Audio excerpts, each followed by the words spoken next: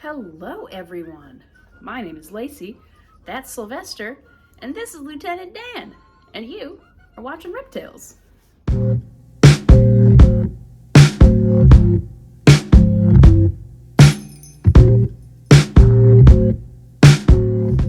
Oh man, that cat is exploring. What a doofus. So today, welcome to a new year. Again, we have survived Snowmageddon. How exciting. I hope my tips last video helped your snakes to stay nice and toasty and cozy warm, and I hope you stayed toasty and cozy warm as well. But today, I have my little notebook here of wonder and education, and we are going to learn about the top 5 most venomous snakes in the world. Now, some rankings of venomous snakes go by most dangerous snakes, and that doesn't necessarily include like the venom, toxicity, and all these things. So there's a lot of different ideas of the top deadliest snakes and the top venomous snakes, because I kept seeing king cobra on the list. If you're here expecting to see a king cobra on the list of most venomous snakes, you would be wrong.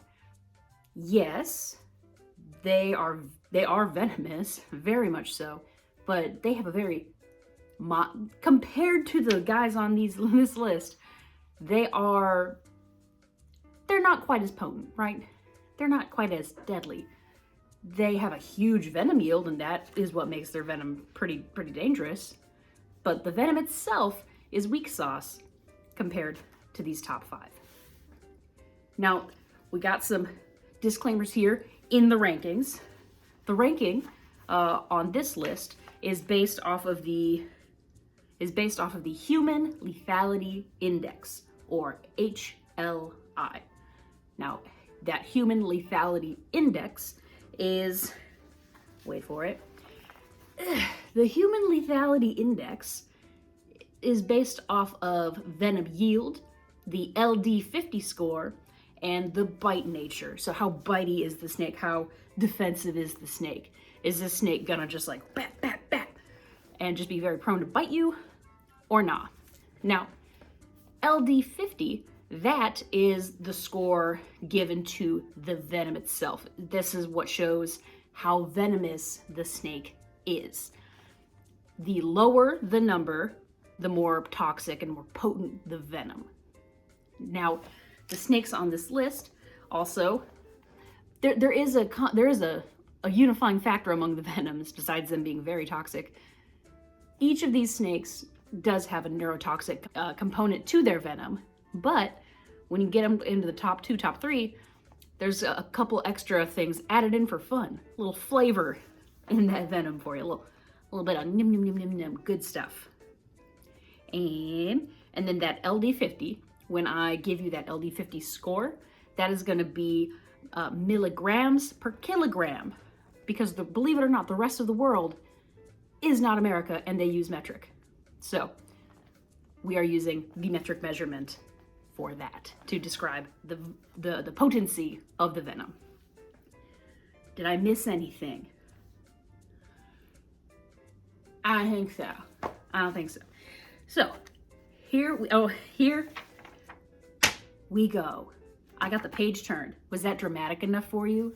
We're being dramatic talking about venomous snakes. Let's go. So, coming in at number 5, a snake that I didn't really know about, the Philippine cobra. Cobra. Which, I mean, I know I said there'd be no king cobra on the list, but this isn't a king cobra. This is a Philippine cobra. They're different because the king cobra is the longest venomous snake in the world, and the Philippine cobra lives in the Philippines and Southeast Asia. Similar range, but smaller boy. Much more toxic venom. So their HLI, or Human Lethality Index score, is 1,150. No units on that, just 1,150. And their LD50 score is 0.2 milligrams per kilogram. That's the potency number, right? And with their bites, the amount of venom released in their bites ranges between 90 and 100 milligrams. That is a dry weight. That is the weight of the venom once it's been turned into powder to be rendered for antivenom. After it's been freeze-dried, that's the dry weight of the venom. Very exciting. These guys, like I said, live in the Philippines and Southeast Asia. They are the 5th most, according to this ranking, it is the 5th most venomous snake, dangerous snake in the world. Which, dang son. And their venom is a neurotoxic venom. Now, what neurotoxic venom does, it doesn't kill the flesh, it doesn't mess with your blood, none of that. It goes straight for the nervous system. So if they bite you on the arm, that venom is going to get in your blood, go into your central nervous system, and it's going to depress it, and it's going to depress it hard. You're going to have a lot of neurological symptoms, like you might have face drooping, you might have a harder time breathing, because the whole point is to shut down those electrical signals from your brain to the rest of your body, and you basically suffocate to death. How exciting. Not how I would want to go, personally. But it seizes up everything because your brain can't send messages to your body because the nerves, they've been cut off.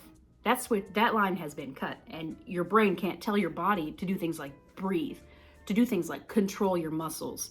So you just kind of lay there, because if you were like another snake or a rat or a rodent or their prey, it's a lot easier to eat you when you're not fighting back and you can't move. So that is what their venom does, which is kind of neat. Very cool. Now, our number 4 most venomous snake in the world, we are moving to Africa. The 4th most venomous snake in the world is the black mamba. And no, not Kobe. Rip, my man. So the black mamba, which I did a video on the black mamba around Halloween, so check it out somewhere. I'll put a picture. So the black mamba is the 4th most deadly venomous snake in the world. They live in kind of central eastern Africa, central portion of the continent, and then down in South Africa.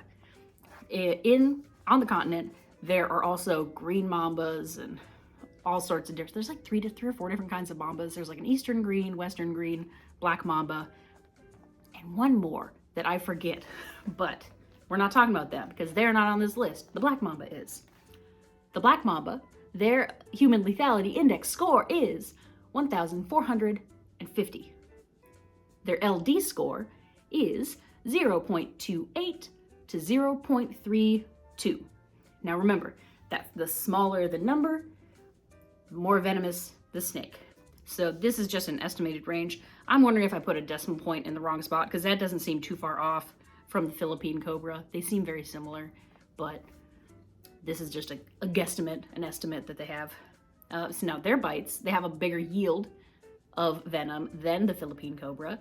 Their venom yield is a lot bigger. It's between 100 to 400 milligrams of venom per bite on average.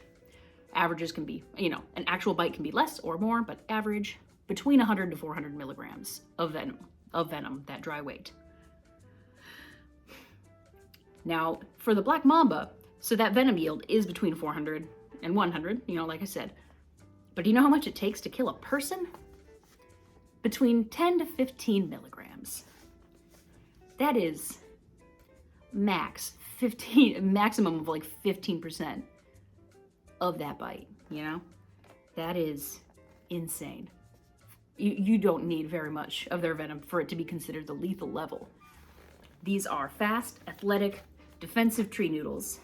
So that, I think, increases that human lethality index score, because they are athletic tree noodles, they are fast, and they will bite. They will just go. Not every bite would have venomous necessarily, but they will bite and bite and bite and bite and bite. They're very defensive animals. So if you find yourself in that range and you see a kind of an olive green, gray colored snake, and it goes, and it's got like a black mouth coffin shaped head, maybe leave it alone, because that's the 4th most venomous snake in the world. Food for thought. And then they also have that same or similar neurotoxic venom. So it's gonna do the same thing. It's gonna shut down that signal from your brain to your body. You're not gonna breathe. You're not gonna have a great time. But now we're moving into the top 3 most venomous snakes in the world. The top 3 most venomous snakes in the world all come from the same continent. I'll give you 7 guesses which one it is, but you will probably only need one.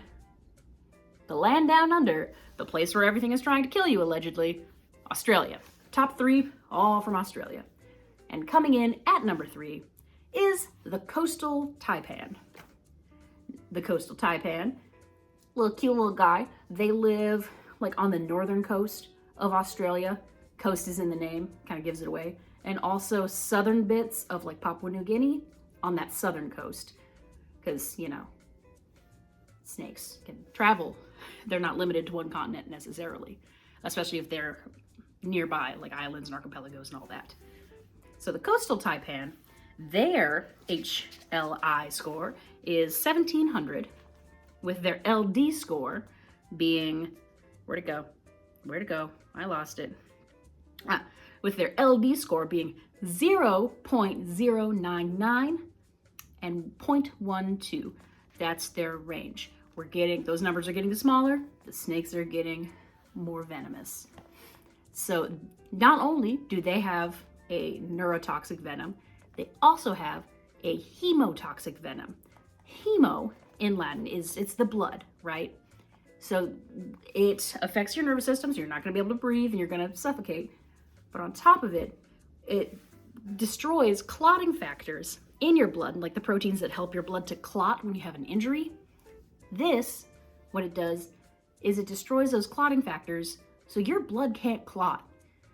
So just like you get that bite, it's just gonna keep bleeding and bleeding and bleeding and bleeding. And that's not great for you. That's not great for a lot of animals that live on the planet, is bleeding out uncontrollably. It's not a good time. But this one has 2 different types of toxins in its venom. So something to keep in mind if you find yourself on the coasts of Australia. Number 2 is the eastern brown snake. Now, eastern brown doesn't sound intimidating. It doesn't sound scary. You're just like, oh yeah, it's like a brown snake or whatever. We have brown snakes. Brown snakes are common, bro. Not the Australian eastern brown. They're big. They're really big. At least probably compared to what we're used to here in North America. Eastern browns are big boys. And their human lethality index score is 1900. So that number is getting bigger. So the human lethality index score, that number, the bigger it is, the scarier they are. LD score, smaller the number, the deadlier they are. Their LD score is 0.35 to 0.53.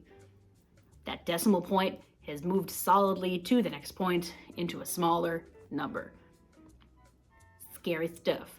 Their venom has a similar kind of composition to that of the coastal taipan.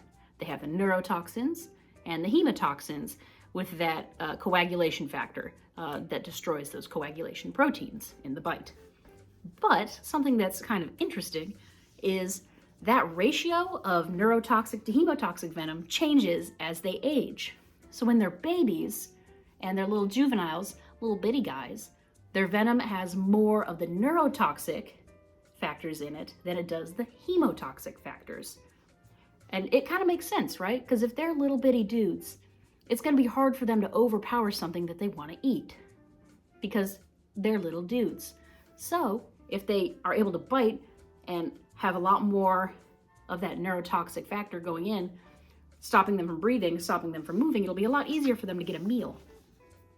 But as they age, they end up having more of the hemotoxic element in the venom than the neurotoxic. At all ages, both are present, but their venom is more hemotoxic than neurotoxic as they age, which I think is kind of cool, right?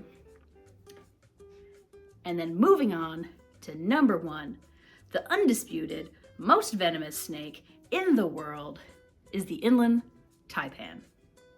Hooray! Now, the inland taipan can be found in the arid central eastern sections of Australia, kind of where the state of Queensland, the Northern Territory, and Southern Territory, where those kind of all come together. That's about where they can be found. Their human lethality index score is 2,400. It's a huge jump from our last ones, right? And their LD score is 0.01, the most toxic venom in the world. Ooh. And their venom has the neurotoxic venom, hemotoxic venom, and myotoxic venom. It's a triple threat, baby. So the myotoxic venom, what that does is it kills cells. It destroys tissue. Your flesh is not going to have a good time. Not that you'd be alive enough to really worry about it too much, but it kind of almost like starts the digestion process early for the snake because it's breaking down cells, breaking down muscles and tissue, and it's wreaking havoc on your body. Now, something that's kind of cool about the inland taipan is because they're so venomous, their venom is so toxic, they can't make antivenin directly from their venom. Antivenin for the inland taipan has to be made from the venom of a coastal taipan. Because the inland taipan, there is no way to dilute the venom enough to such a non-lethal level to make the antivenin. They can't dilute it down enough. It just kills the host, typically a horse. There's a video on that too that we did last year. It is so toxic you can't even make antivenin from it. And this sounds pretty intimidating, right? You'd be like, man, I would never want to live in Australia. That sounds terrible. But fun fact, the inland taipan has never been documented to have killed anyone in the wild. Probably because they live in such a remote area, and so they're not happening across people that often. But there's never been a documented inland taipan in the wild that has killed a person. They got a pretty clean record. They're very shy snakes, so you're not going to find them super, super easy. They kind of keep to themselves, and again, they're in the middle of nowhere. The most venomous snake in the world. And its body count only exists in the people it has bitten in captivity. Which, some people keep these in captivity, and they should only be kept in captivity by the utmost of professionals. Not by that one guy who was like free handling a baby and then it bit him and he was like, oh no, antivenin's for wimps or whatever. That guy. And super professionals accept that guy because he's not a professional. But that, friends, is the top 5 most venomous snakes in the world.